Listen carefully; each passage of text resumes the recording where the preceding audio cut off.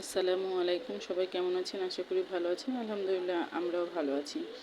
গতকালকে বাচ্চারা মাদ্রাসা থেকে বাসায় এসেছিল। যদিও বা আলামিনের ছুটি ছিল না। আলামিনের হুজুররা আলামিনদেরকে আমাদের এখানে পাঠানপাড়া মাদ্রাসায় নিয়ে এসেছিল মস্ক করানোর জন্যে। তো তারপরে বিকালে বাসায় আসে, তো হুজুরকে বলে রেখে দিই আজকে যেহেতু ফারদিনকে রাখতে যাব, তো একসঙ্গেই রেখে চলে আসবো, তাই তো ওদেরকে নিয়ে ঘুরতে বের হয়েছিলাম।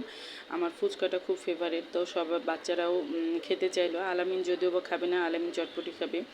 আমি ফারদিন খেয়ে নিলাম। তো এখানে আলামিনের আব্বু একটা ট্রাই করলো, খেতে ভালোই লাগছে। আর আমাদের সিএনবির এখানে গরম মিষ্টি পুরি তৈরি করা হয়, ওই মিষ্টি পুরিও খেতে খুব ভালো লাগে। তো মিষ্টি পুরিও সবাই খেয়ে নিচ্ছিলাম।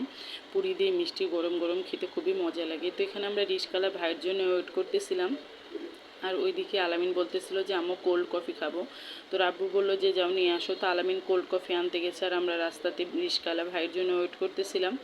বাচ্চাদের নিয়ে একটু ঘোরাঘুরি করলাম, যেহেতু ওরা মাদ্রাসা থেকে এসেছে, ওদেরকে জানে ভালো লাগে, এর জন্য ওর আব্বু নিয়েও বের হয়েছিল।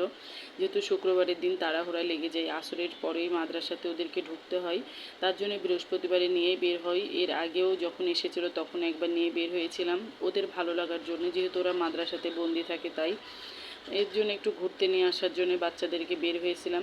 তো কেমন লাগলো আমাদের রাজশাহী শহরটা, যদিও বা সম্পূর্ণ সুন্দরভাবে ভিডিওটা নেওয়া হয়নি, আমার বাচ্চা করে দিচ্ছিল তাই।